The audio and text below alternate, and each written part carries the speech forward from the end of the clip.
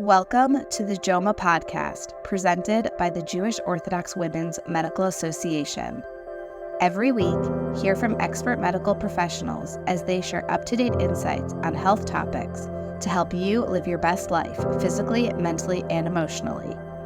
Join us as we navigate the ever-changing landscape of healthcare and strive to improve the health of the Orthodox Jewish community. Welcome to the JOMA podcast. I'm your host, Dr. Jenny Verkovich, board-certified pediatrician and director of education for JOMA. My guest today is another general pediatrician, Dr. Lisa Klein, and if you have any teens or tweens in your life, this is the episode for you. Dr. Klein is a practicing pediatrician at Child Health Associates. She stays busy with her 3 boys, 2 sons and 1 husband. And after spending years teaching residents and medical students at William Beaumont Hospital, she's excited to help educate tweens of all ages about their changing bodies and help other parents like her have those talks with their kids. Check out her website, turningteen.com, and her book, Celebrate Your Body Too. Welcome, Dr. Klein. Hi, Dr. Klein. Welcome. Thank you. Thanks for having me. Good morning. Good morning.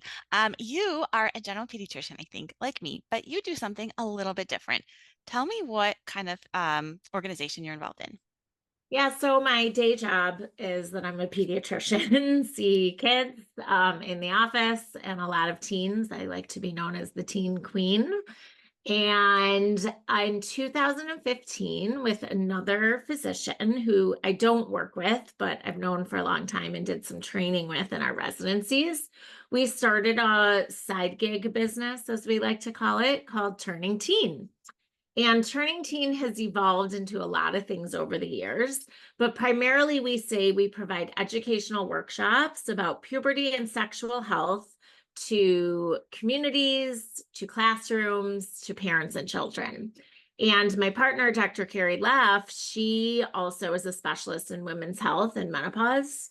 And so we have now expanded into giving workshops. I don't do them as a pediatrician, but giving workshops on our second puberty, menopause, for all of the moms that bring their kids to our classes. Why did you feel like there was like a gap in this type of education? People, with babies and toddlers, they go to their pediatrician pretty frequently, right? There's a lot of well visits in the first few years of life. And then teens, I find like I see less of, right? We're seeing them less frequently unless there's some chronic issue or something that we're following closely. Why did you feel like there was this additional like support needed for education in this age?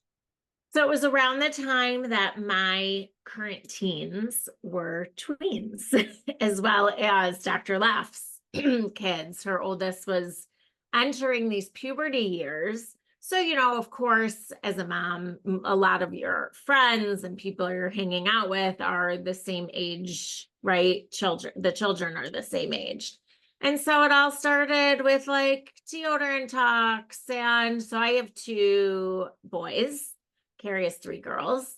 And, we started getting asked lots of talks, and the jokes would be, hey, would you just like come over and give my kid the puberty talk? And what book do you like? And, how much is my pediatrician in the office really going to talk about this? And since you're a pediatrician, and to the listeners who take their kids to the doctor, like in a 20-minute appointment, you don't have the time to give a 2-hour plus talk about every body change and all the questions and all the confusion and awkwardness that comes with puberty.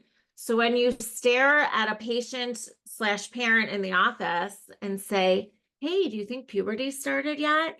And everyone looks at you like a deer in headlights and they're not so sure, it's not their fault, right? It's hard, it's awkward, it's catching you by surprise. And we felt, okay, there needs to be more resources for this, just like there's, thankfully, becoming more and more resources for lots of things in today's day and age, which I'm sure we'll get into later. And so we said, let's do some classes. And we started in family rooms and turned into renting out community centers. And now we get hired and go to schools across the country, or we do online webinars. Any way to help a kid feel less awkward. Knowing about your body makes you less scared, more knowledgeable, Safety is a big piece of what we do, right? Understanding our bodies, proper names for our bodies, that's all part of safety, body safety and body literacy. And then helping parents, because, we'll talk about that, but parenting is hard and there's no reason not to help them through this process to help their kid better. I love that. In the work that you've been doing, have you encountered, and I'm sure we'll get into this more, but like any, I don't know, one or two things that people are either like so surprised or so shocked to learn about, or maybe like a myth that you have encountered in your talks that you've had to sort of dispel and unravel? So for sure, a surprise, and maybe because of our access to media and more attention now to women's health and menstruation, and puberty, the age at which puberty Mm, begins is a shocker yeah, to many, especially if you're a mom, a female that maybe got their period like at 13, right? Like now that's like, okay, like you're getting your period, that's no longer, as you know, middle of the road. yeah, The recent study that recently came out this year was the average age of menarche. For your listeners, that's the onset of menstruation, the onset of when you get your periods is, now much younger than it used to be. So it's 11.9 years old. So I think that that's a big mhm, surprise for yeah, some people. And that's female puberty, everybody. Male puberty, not as many changes, not as studied. And boys go through puberty typically later than females. These are generalizations, but okay. And then the biggest myth, oh, I feel like there's so many. Maybe one of the most common I hear is like that you don't have to be a certain age to use a tampon. oh, interesting. Yeah, that's like always a Yeah, big conversation. I think some of it's cultural, some of it's, how they were raised, yeah, if the mom uses a tampon or a big sister had. But usually they want like an age, a yeah, time, or having had your periods for a certain amount of time. But there is no age per turning teen rules. And I believe in pediatrics. I think there's some rules and guidelines, but I don't put an age on it. right. I can That makes dive in sense. more if you want. That makes sense. Um, Generally speaking, are there any like major do's or don'ts when having these conversations? Let's say we're taking the conversation away from like kind of the way that you deliver it in like a community in a group. Let's say this is something that the parent is doing, which I'm sure that's part of your goal, right? Is to empower the parents to have these conversations. Are there any like things to stay away from or things that really like if you're a parent having this conversation, you really want to make sure either words that you use or like the way the conversation flows? Yeah, I have so much to say about that. So feel free to interrupt me if I keep going too long and you wanna redirect. But first of all, turning teen, like our motto, our tagline is start the conversation. So we're here to start it for you.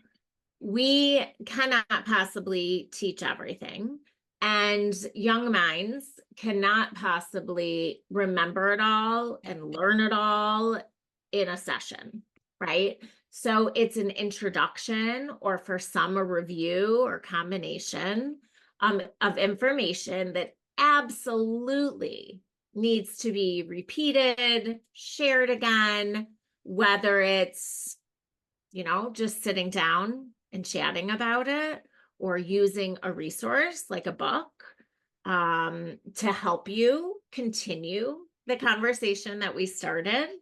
And that goes for if your kid had puberty class, sex ed class in school, right? You're going to hopefully do some follow up, and you're not expected to know what you and I know, right? We're Right. pediatricians. And even pediatricians need help It's sometimes true. with the language, because no one talks about puberty as much as I do on a Yeah. daily basis. So some of the general rules and guidelines I like little pro tips I like to give parents from turning teen is short, frequent conversations. It doesn't have Mhm. to be a let's sit down and stare eye to eye and talk about things that might make you feel a little uncomfortable and a little awkward and do this like in a one-stop shop. Nope, don't need to do that at home because you have the Right. luxury of having frequent talks. So another good pro tip is the car. Okay, they're sitting in the back seat, you're Mm. sitting in the front seat, you're driving, you got some music going softly in the background. You don't have to stare at each other. It's a great place for conversations to see where it goes. And I would say another great pro tip would be first see what your child knows, right? Whether it's, let's talk about one topic that you learned at turning teen or at school or that you want to talk about in the puberty book I left on your bed. Tell me what you remember about it, what you know about it. What are your questions? That's a great pro tip when you're having like the sex talk, like true sex ed, right? Because they might know a lot more than you think they do, or they may be asking you a question that you think you need a whole big long answer for, but nope, they only want to know one little Right. tidbit. So it's good to see where your baseline is before you launch into your educational session. I heard this actually on a similar puberty webinar, and I actually use this myself. I found this very empowering. If someone is like really stumped, not even knowing like right how to start the conversation, use the fact that you heard something or listened right to this type of talk as like a jumping off point. Like, oh hey, I just listening to this like episode, or I was just like listening to this webinar and it was about puberty. Maybe like realize, I don't know if we've ever talked about that. Like, do you know what that is? And just kind of like almost artificially use it. But I find that can be really helpful for someone who's really, really stumped and doesn't really have like a good access point to get going. Absolutely. And you don't, right? You don't have to be an expert. And your kid at some point in your life, whether it's about puberty or drugs or how to handle a situation with a friend or an algebra question on their homework, right? You are not always going to know the answer. I won't always know the answer, and that's okay. It's totally okay for us as parents to say, wow, I love your question. I'm not sure the answer. Yeah. I need to ask for help. I need to find a resource, or I need to think how I want to answer that question for our family, right? Because I'm Yeah. not here, right? I'm here to teach science, not values, not your own opinion, how your And family. that's a great point, right? Because that means that not these conversations are going to look very different in my home versus your home, right? Versus someone else's home. So I think it's really I think underscores the importance of parents feeling like they have the right tools to have these discussions so they can really drive the conversation that aligns with their values.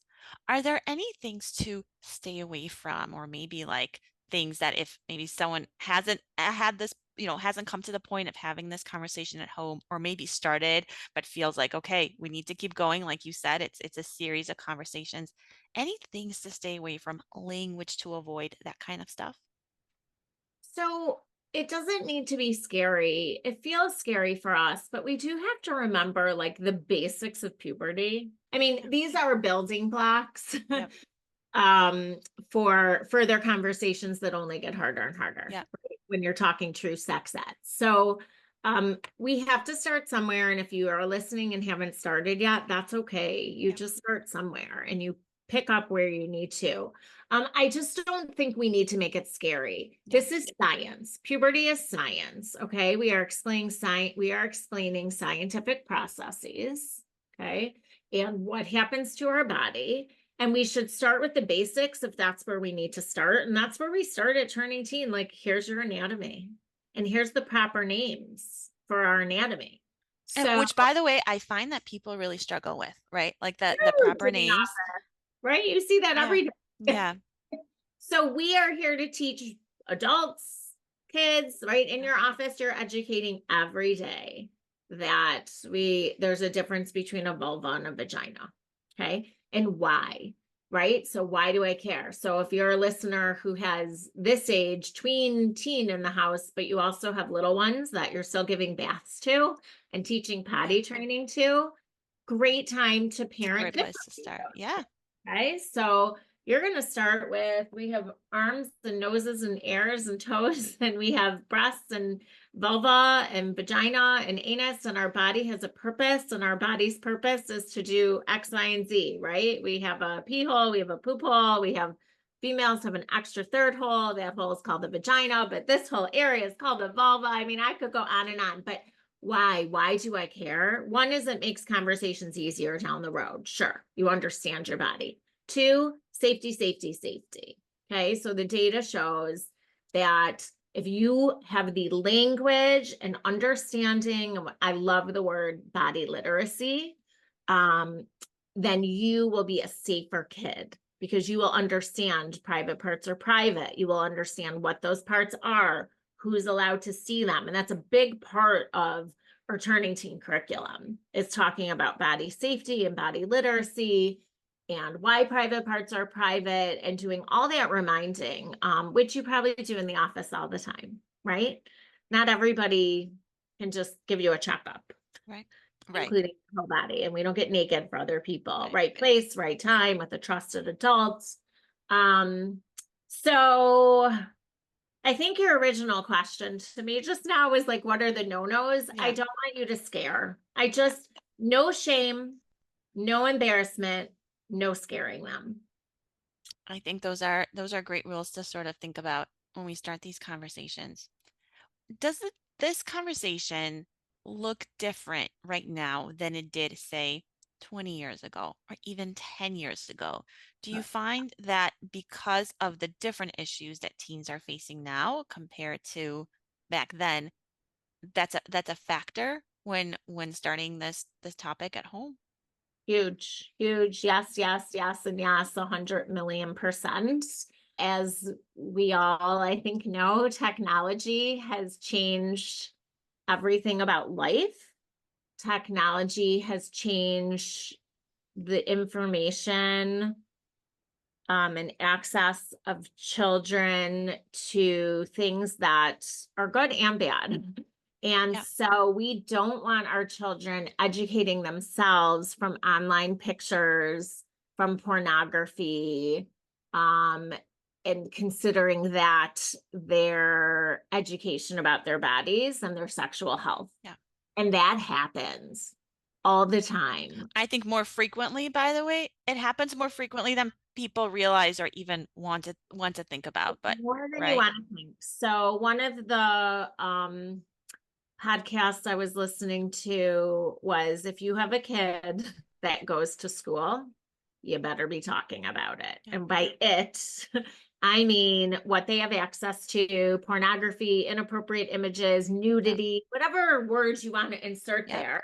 Things that make you want to shrivel up into a ball and crawl and put your head in the sand, but we can't ignore. Yeah. So you want to be that first line. You want to be, I'm here to talk about anything you want, and I can control my emotions, and I can take a deep breath as a parent, and I can listen to podcasts and look for resources to help me have these conversations. But you want to be that trusted person and that trusted source. The average age a kid is going to stumble across, inappropriate images, nudity, pornography is like around age 10. And you're like, oh, well, I have controls on my iPad and I don't watch that in my house. Well, first of all, they're not always looking for it, right? It will pop up. Yeah. They may go to a friend's house. They may have older siblings. I mean, it's just the reality of the world we live in. So yes, there's a way to protect everybody, protect our kids and put things in place, but nothing beats communication. An open line of non-shameful, non-embarrassing, trustworthy conversation with your child, there's nothing that can beat that. You mentioned technology, so I feel like we can't have a conversation about teens and puberty and talking to teens without digging into that a little bit more. What are, I don't know, like the toughest or more challenging issues that have to do with technology that you're seeing now? Our kids, and I say our wholeheartedly, I have 2 teenagers, so have grown up in, this world of technology. They're all a giant experiment.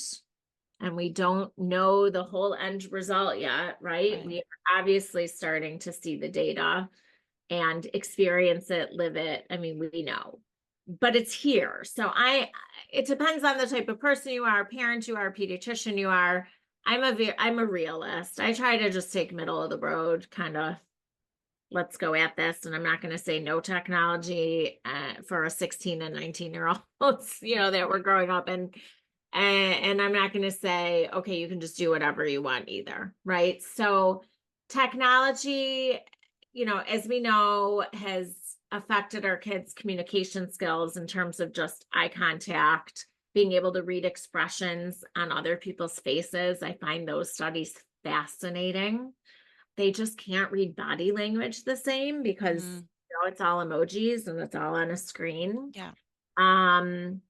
They are being affected obviously by decreased physical activity, having way too much in your face of media information they don't need 24/7, nor do we need to know like every minute of everything going on in our worlds, because it's usually often negative, hard info to process, and constantly comparing, right, with technology. It's just so much of, I know where my friend is and I wasn't invited.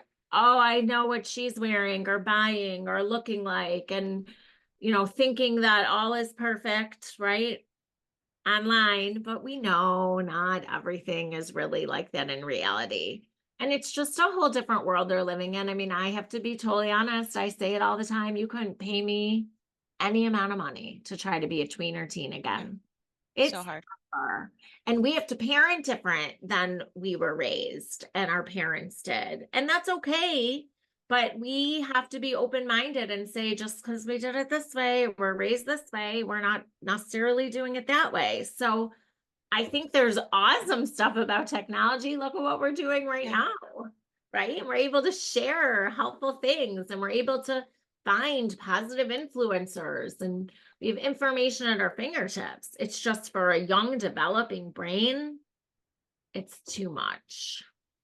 One of the, I don't know, campaigns, initiatives, kind of efforts to make what you just described less impactful is to delay the introduction of technology, to delay the introduction of like personal devices, iPhones, iPads, smartphones, right? Until later. Have you found that to be an effective tool? And is there anything else that we can be doing to help kids navigate these sorts of challenges? Yes, right. So I am not like a researcher that does those studies, but I'm a supporter, right, as a pediatrician, of Yeah. course, and brain development. And the new book, I don't know if you read it recently, The Anxious Generation, that Yeah. came out, is amazing. I mean, there's so much. Wait Until Eighth is a huge Yeah. campaign, been out for years. Wait until eighth grade I love that one. I love that one. If you don't know what it is and you're listening, it's right. It's like a contract that you sign, like with hopefully other families, but you kind of sign at home to say that you're going to wait until eighth grade to have your child have a device. But peer pressure is like a real thing for us as as parents, and for kids. And it's a fine line of, I want my kid to be able to be part of their school community, friend Mhm. community. If that's how the kids are socializing and connecting and making plans, and you're able to supervise that, you have to figure out what works for you, right? I mean, I live in one area in Metro Detroit, and that's maybe different than someone that lives in Nebraska or, LA or wherever, right? So I think we need to get back to, like, these kids don't need their phones in school. I think Yeah. most of us agree on that. We know where our kid is. They're supposed to be in school, right? Take their phone. So I just had curriculum night for my junior in high school. Some of the teachers make them put their phones in pouches when they walk into the classroom. Some don't. I'm a fan of, these are kids whose brains aren't developed until they're age 25. Keep them alive till 25, right? Great motto. And I don't think they should have to figure out how to socialize in school and take notes and not react to the ding ding, which is setting their dopamine off in their Yeah, brain in a second. So I'm a fan of like at least giving them a phone break then. But the later you wait, yeah, I think it's healthier. yeah. They should be outside, they should be playing, they should be communicating, they should be practicing piano, they should be running around and riding a bike with a helmet. Just easier said than done. For sure. For sure, especially if you have right friends and other like people in their life who aren't necessarily holding off as long as, we're trying to have our kids hold off. It definitely presents an additional challenge. And older siblings. And older siblings, It absolutely. affects like what you do with the younger Yeah. siblings. And again, I don't think every child has to be parented the same, Yeah. but it's tricky. It's really Yeah. tricky. And are you both two working parents Yeah. or single parent and communicating about carpool pickup time and I'm running late? Like there's so many factors. That's why I said easier said than done. Figure out what works for you, have parameters, have parental controls, have Yeah. frequent discussions. And then I love to say in the office and at turning teen classes, like, if you bought your kid the device, that device is yours. You can take it away. You can check it whenever you want. If they didn't buy their own device, that device is yours. So it's your property. It's on lend. I love that. And I would also encourage when we're at the point where we're giving it, hopefully teen device, you don't just give it, right? It comes with rules. They need to understand, right, what the expectations are, because I find that sometimes people give the device and then are disappointed with what the kid is doing on it, and then there's fights, and then we're taking it away, and then it becomes a bribery tool, right? But I found I was like, well, what were the rules? What were the expectations when they got this? And when it's not a discussion up front, I think you're really setting up both parties, right, you and the kid, for some disappointment. Yeah, well said. 100%. I want to wrap up actually by talking about something that's really important to me, and I think important to all of us who provide care. I think in any capacity, but certainly those of us who take care of kids, which is something called shared decision making. So shared decision making is one of my favorite lines to use whenever I'm talking to a family where there's really at any time, but certainly when I feel like I have to convince them of something that they need some convincing of.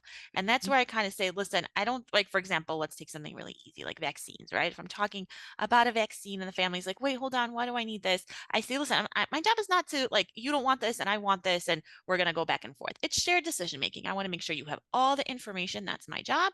And we're trying to do, like, you and I have the same goal, right? A healthy child.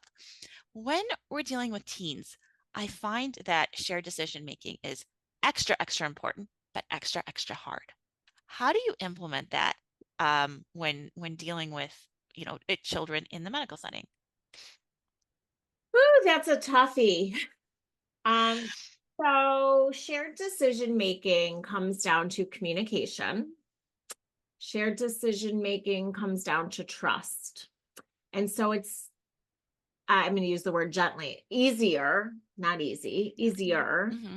to perhaps have some of that shared decision making, especially with a teen, if you have some type of relationship and have built a trust. So it's different with a patient maybe you've given advice to that has worked, or you've talked them through a finger poke before, or made a recommendation, right, about something before. And then like, okay, now we're tackling something a little harder, a little scarier, a little more worrisome. And you have a relationship, which many of us as pediatricians have the opportunity to do that with our patients, but sometimes people move and get a new pediatrician Right. or whatever the reason is, right? Seeing someone different in the office. I would say I feel like one of the reasons for the obstacle to that, like, or the reason you need to kind of do some extra talking, counseling for shared decision making is anxiety. Yeah. It's the parent that's worried, the kid that's worried. Understandably, they don't have the same knowledge we do. They don't so much care about our research on a vaccine efficacy, Yeah. right? Like they're They invincible. don't care. They don't care. You're They right. don't totally care about our facts, age appropriately so. Of course they don't. I didn't at that age. Right. So we have to, I think, tune into what helps them cope. What do you, when you're not in the doctor's office and you're anxious, worried, unsure, trying to make a decision, talking to someone you're going to talk it through with, what is your coping mechanism? I think that can be helpful. Now, it's different if we're talking about like a long-term treatment plan versus I'm getting a shot today and Right. it would help me if I listen to music or if I lay down with the lights off and you count to three, or this is a very broad topic. Yeah. So, and then of course they're they're not the best at always making the best decisions. Yeah. So there's non-negotiables too. And you can be real upfront about that. And we're there to be their parents and or, their doctor. Yeah. To make those hard decisions. We're not there to be their best friend. And we can say, I respect you. I respect what you're saying. I hear you. I hear what you're saying. But this one, like, you have to be treated for this. Yeah. You have to get this blood test because my job is to advocate for you.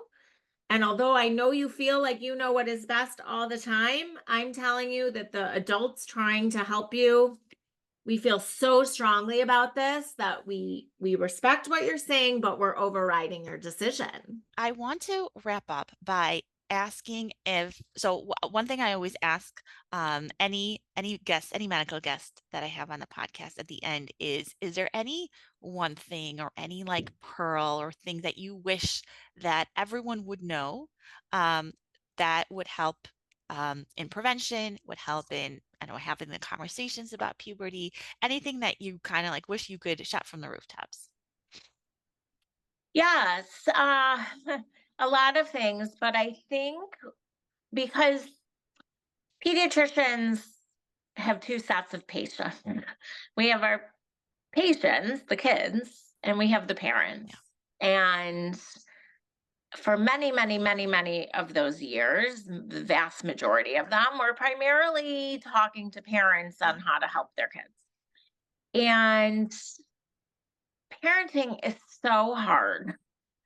And even though I was trained as a pediatrician, right, I didn't realize just how difficult it really is and how different it is for each kid that you have, and how different your experience will be than your bestie, than, someone raising kids the same age. So I think giving yourself some grace as a parent, being kind to yourself, is really important because it's super common for even the best of the best, including your pediatrician friends and your Mhm. pediatrician, to feel a little lost, a Yeah. little like a failure. Yep, sometimes we yell at our own kids, right? Like, no one's perfect. We all know that. No human is perfect. We're not robots. So I think giving yourself some grace, and I think being smart about, and I've said this before today already, so it's just a message I like to give about utilizing the resources available to us in today's day and age, because there's so much to learn. There's so many different ways to do things.